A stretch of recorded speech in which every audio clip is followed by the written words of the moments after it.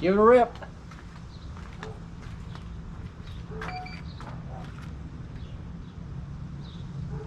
Put on the brake and then hold it down.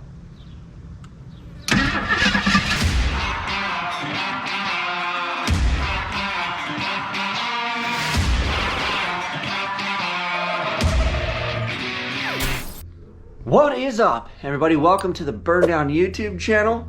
We are back out here on the Pacer build, and if you've been following along, my son and I rescued a 1975 Pacer from a private junkyard when we blew the rear end out of the motorhome doing burnouts, and instead of bringing home rear end parts, we brought home a new project car. Well, it's been sitting on the back burner, hiding on my side yard, waiting for me to get through all my other stuff, and now that that is complete, in the last video, we drug it out, we put it outside, and what I'd really like to do is I wanted to splash some fuel in it and see how it ran before we really decimate it and pull it apart, and then the thing is just fab central for months. Well, you kind of need a key to start things, and I know that there's guys that are like, no you don't, you can just hot wire it, and I get that, and I could do that, but I wanted to kind of show my son this stuff. He's 7 years old. I don't think he really needs to get into hot wiring cars at this point, or at least 75 Pacers, and the thing actually needs a key and it needs to function properly anyway, so I might as well go ahead and fix that. Well, I got the big hammer out. The big hammer didn't actually fix things. It made stuff a little bit worse. Somebody on here was kind enough to send me a link to the parts I need to fix that I beat out of the column with said big hammer. And I was gonna buy that and fix it and get a key and do the whole normal dance. And then I talked to a buddy of mine and stuff goes downhill quickly. And next thing you know, we are on to a keyless entry and push start system. Yay! What 1975 original Pacer doesn't need a keyless entry and push start system? Well, mine does. So we're gonna see if we can integrate this into the steering column, and then it will be even easier, hopefully, for my kid to push the button, and then we can see if this thing runs. So I thought it'd be fun to integrate that, and this is something that can actually stay in the car, obviously, when we LS swap it and all that fun stuff. But, you know, if Pacer had to redo it over, I'm sure that they would take this 1975 Pacer and they would stuff one of these push buttons in the steering column, because why would you not, for $16 on Amazon, right? So let's see if we can kind of figure out how to integrate this thing. I have to do some troubleshooting and stuff on the wires and figure out what's what. So we will bring you guys highlights, mainly if we can get this thing to kind of fit and function. And then this steering column is still all blasted apart, so if we can get this to work the way that it works in my brain, we should be able to put this back together, dump it in the Pacer, and then we'll have to figure out the wiring on the car side to make this thing work from there. So first things first, I'm gonna go throw a battery on charge to make sure I have some juice, so by the time we're done screwing with this, if I get it far enough, we can actually troubleshoot and figure things out. So let's get to it. So let's dig into this kit real quick, and I'll show you guys what comes in the box. For those that are wondering, you got this chingadera. This is a control module. It has this plug, so this is essentially what you're going to wire into the vehicle, and it plugs into the box. And because it unplugs from there, hopefully this will be a little bit easier. And then these look like little spade connectors, so I'm hoping I can kind of maybe transfer it into this plug and make life super simple and make the install clean. These are little RFID tags, so these are what are going to activate the system. So that's essentially your key, your keyless key. You got the button, bada boom, bada bing. This little wire has a brake signal wire. In our case, eventually it'll be the clutch. So you'll have to depress the clutch in order to start the vehicle, which I figure is a good safety thing to have, especially when you have new stick drivers like my wife and my kid.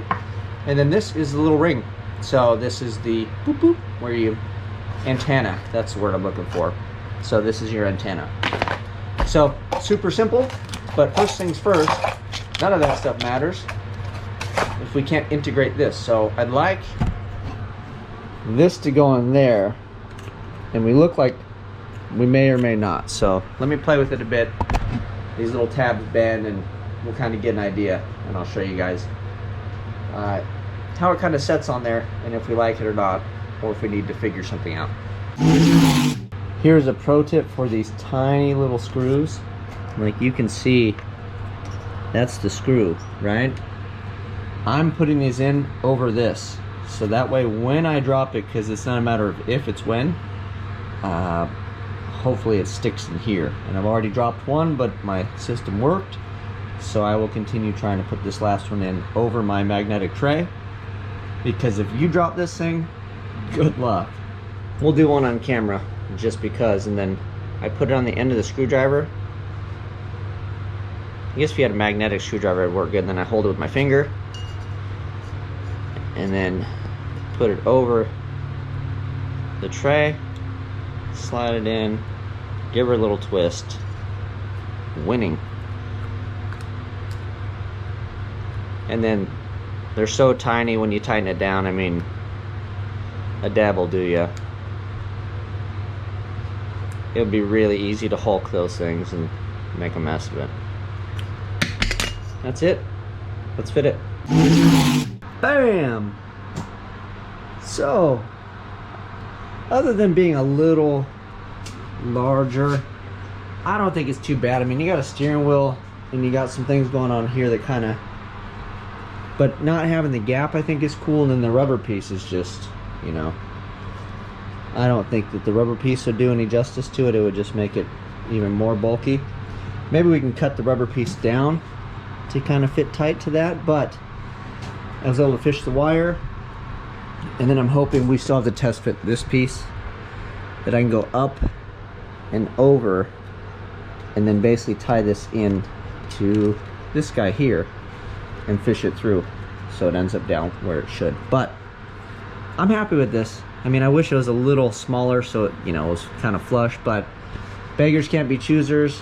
You know, when you go to move it, I bent the little prong guys.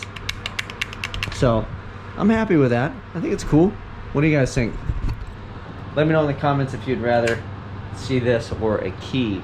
Granted, this is the direction we're going with it, and I think it's fun. But I don't know. Let me know what you guys think. I dig it. It is a new day. We are out here with the Pacer still, and I've been tracing wires and trying to figure out what is what. So I've got the starter figured out, the main power, went over to the coil, figured out which one is run. I don't know what accessory is. I'm gonna guess on that portion, but this is pretty cool too. I just plugged this in because the wiring underneath here, these are all just spade connectors. So you can use a little pin or a little push guy, and then you just depress the tab in there and you can pull them out backwards. And I was like, hey, I wonder if this would fit. I thought I was gonna have to recrimp all these. So this is the power wire out of the OG harness. I just took it out of there and plugged it in here where it goes. So the cool thing about that is I can swap all these over to this plug. This will plug right into that little box that we have. And then we should be rock and roll. I don't know, lengthwise, you know, I think we could zip it to the column depending on height and all that other stuff, or put it on the side, but it should work good. That way I don't have to butcher any sort of wires. You just plug them in from there to there. And Bob's your uncle, so that's pretty slick. This is a second set of junk. No idea what these are for. So I'm still working on that. And then this obviously plugs into blinkers and lights and all that thing, all that such. So this is our main meat and potatoes. This is a start wire. This is run, and I believe that one is the accessory. And these, I have no idea. So we'll see how we go. She is basically plug and play, ready to rock and roll. And then I put the ground up here. Maybe I'll get like a second nut and crimp it in between there so at least my ground's decent so it's not flopping around. We'll do that, but this is where the steering column bolts in. So this can get sandwiched up in between that guy, I think, and then that would be a decent place for it to live, or we'll figure it out. That's fine for now. And then the only other thing is it needs a 12-volt signal from the brake in order to fire off. So it's like your neutral safety, so you don't just hit buttons and it just does its deal. Later on we're going to be adding a man pedal, but for now this is my brake light switch. It's easy to get to. I already tested it, so it's 12-volt hot one side, right? And then this is the signal to the brakes. So if we unplug it, it's just two spades. I don't know if you guys can see that.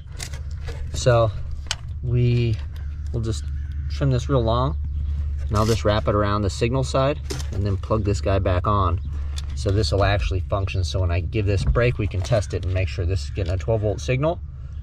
Once we put the battery, plug the battery in, and then that should be it. Then we can plug all this stuff in our little box, and we can see how we go. So let me get that kind of rigged up, and then we'll put the box in and see if the thing actually does what it's supposed to. And then what we can test is I can put my voltmeter guy on the starter solenoid, which is on the fender well like a Ford. I think it was this wire here. So what we can do is we can test it, and then I can hit the button and see if it sends the signal here, so we know everything's working. I have a feeling that we're gonna hit the button and this thing's not gonna do anything, but at least I wanna make sure my wiring is correct. So like when it doesn't do stuff, I know it's not the additional wiring you just put in the car that I have no idea that if it even functions properly. Okay, so we threw the column in here for the start button, plugged everything in. This is my little dude, and these are my keys to it. So I've also got this plugged in to the starter. So that's the 12 volt on the starter solenoid to fire this guy. So always got to check for safety, make sure nothing's full on grounded and you're not creating a spark show. So let's see what this bad boy does. Woo! So then I just put my foot on the brake. Oh, we got our 12 volt signal there. And if I hit start, bam! And then it stays on, so this thing's running. But I think if I push the brake and then hit it again, bam, we kill the ignition. So I don't like the whole brake deal, so I'll probably wire that direct, so it's always, you can just push it on or push it off, I think, type deal, maybe, in the future. And then I'll do the clutch neutral safety, I think. So that way, the start button, when you hit it, it does what it's supposed to. It'll start the car, you can just turn it off whenever you want. Just in case, you know, it'd be weird to have to push a brake or push something to shut the car off. Like if you're standing outside, how do I push the brake if I wanted to turn the car off? Like if I was diagnosing something. So we'll override that BS, but I will have a neutral safety or like clutch switch, so you can't hit the starter, I think, especially with it in gear. So that portion works. It's sending voltage. I guess we could check now. Let's check and see if when I do that, if it makes it live on the coil side. I think that means it turned itself off. So let's see if it makes it live on the coil side when we fire the dude up. And then that would mean that we should, in a perfect world, have spark in the pacer. So similar test. So we pulled the wire out of here and put it into the hot side of the coil. That's where that's going. So when you turn an ignition on, that needs to be hot to create spark. So this is going to tell me when we hit the little dude and the guy's glowing. So when this is glowing, if we have the deal. So that's live right now. So we do not have that. So let's put our foot on here, lights up, hit it like it's tried to start. Bam, so see, foot off the brake. We're riding, we're rolling. But if I hit this, we're still hot. But if I push the brake and then hit this,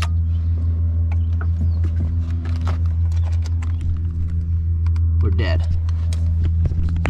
And yes, for those of you that caught that, I have a Wicked Sock tan and a Wicked Farmer tan, and it is hot today.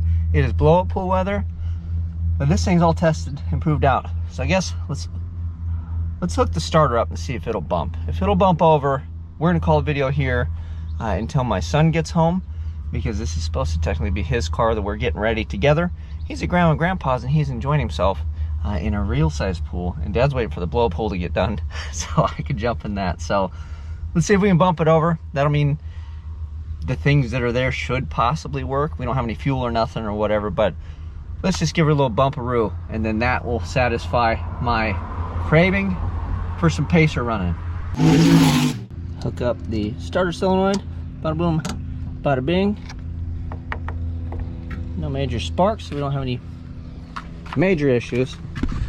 See if it'll just bump over. We're not trying to start it. It doesn't have spark, it doesn't have fuel because the coil is not hooked up. But this is a moment of truth.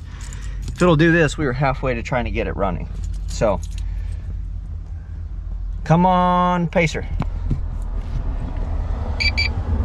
1, 2, bada boom. Oh, it worked! Ha ha! That is freaking awesome. We have a keyless. Let me turn my pacer off by pushing the button. Oh, that's freaking hilarious, dude. Yeah, first start video of a pacer with keyless. Amazing. So we're gonna wait for the boy to get home because that is very important. So he's gonna be super stoked. So maybe we'll take a break, dip in the blow-up pool, and I can get some fuel and stuff. And I know that it's gonna get all the stuff it needs, spark, fuel, all that other stuff. You gotta make sure she's in park though. At least put some parking blocks because I don't have a gear select or anything because we broke all that stuff off. So we'll just make sure the transmission is in park. So if it does decide to fire up, we don't go to the house. So it is later on the same day. We got to go in the blow-up pool. He got home from his grandma and grandpa's house, and then we kind of showed him the start already. So now the next step of evolution is to see if the pacer will actually fire off. So he is going to help me. He's going to be the guy, since I showed him how to start the car, that tries to start it, and then I will be the guy putting some fuel in the carburetor and then letting him know what to do. So, are you ready, sir? So first off, put my keys? No, let me hook the battery up real quick, and then you can show everybody how it works, because I haven't showed anybody yet. Okay? All right. Now that we connected the battery terminal, I think your start method will work this time. But do we put gas in? Not yet. I just want you to turn it over to make sure that you can do it. How do you do it? So first you put it in here. Yep, and then what? So then you push on the brake. Yep, and does it light up? Alright, let go. Pretty slick, huh? Mm-hmm. Alright, are you ready? Yeah. Okay, Dad'll put some gas in. We're gonna give her a go. You ready? Yeah. So do you think it's gonna start? Probably for like a few seconds. You think it'll start for a few seconds? What do you think it's gonna sound like? I don't know, it might sound loud or something like that. I bet it sounds like a little tractor. Yeah. Okay. So. Alright, here we go. Let's see if she'll make some noise. Alright, hold on a second, Pete.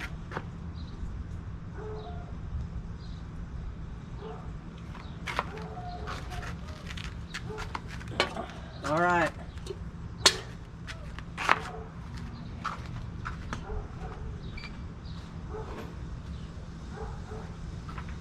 Give it a rip.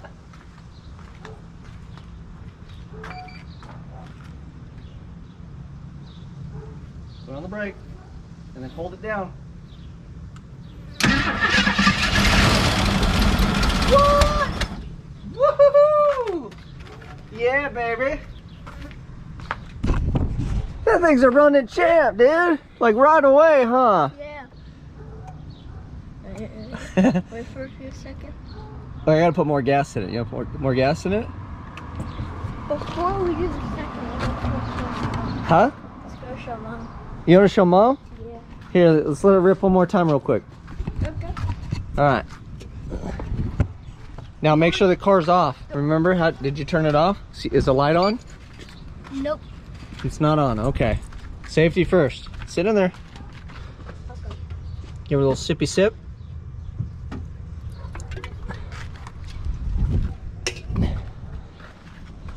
All right, let it rip. It has to beep. There you go. Let it rip, Tater Chip.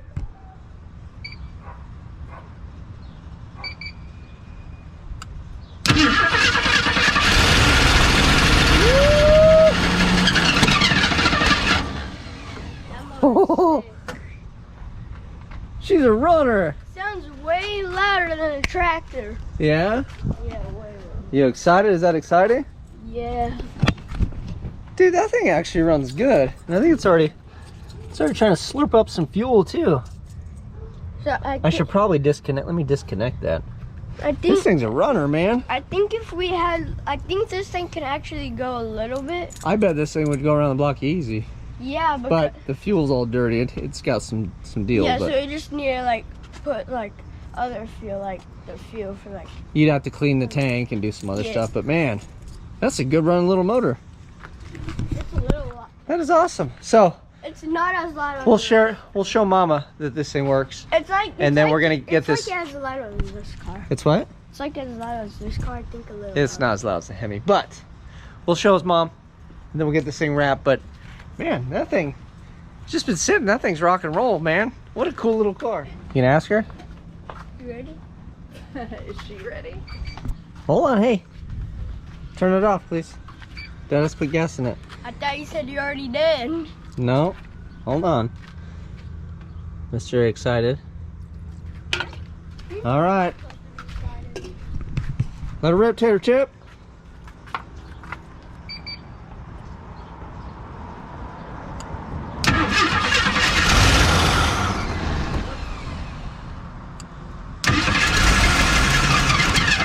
All right.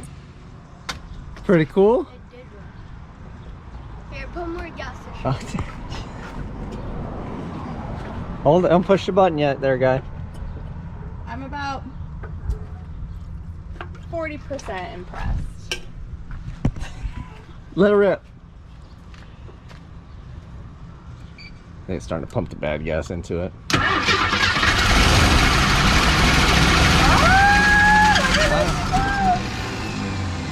Woo! Wow. See? She's a runner. Did you turn it off? Yeah. The lights off? Nice work, dude. Regular mechanic. The With your keys there, start we're button. taking the keys in. Even the fuel pump's working. It's pumping all the Could we take the keys in? all the black. Do you think somebody's gonna steal it? I don't think anybody's gonna steal it, but yeah. How are they supposed to steer it with a flat tire? And no steering wheel. Oh yeah. They probably don't even know how to start it. Probably not. They don't know the secret, huh? The secret is if you actually want to start the engine, you have to hold on the brakes pedal. Yep. So that is awesome. This is where we're gonna wrap it. So the thing runs. Not really sure what we're gonna do from here. I have other projects and things to work on. I do need to source a motor so I can actually start the install and take all that fun stuff out. And then if we were to actually run the thing, obviously the fuel tank needs to get cleaned and a bunch of other stuff. So we're gonna see. We'll get on the fence about it if we get it to fire up and maybe tool it around the block, and then we'll see what kind of time frame, because I have to find an LS block as a mock-up and then a transmission still. So we have time on the clock. Maybe we'll see if she'll kind of move around under her own power. That might be fun. Let me know what you guys think. But other than that, we're calling it a win. And how cool is that? We've got a keyless start 1975 Pacer that actually runs pretty darn good. The thing fired right up, man. Impressive. I'm out.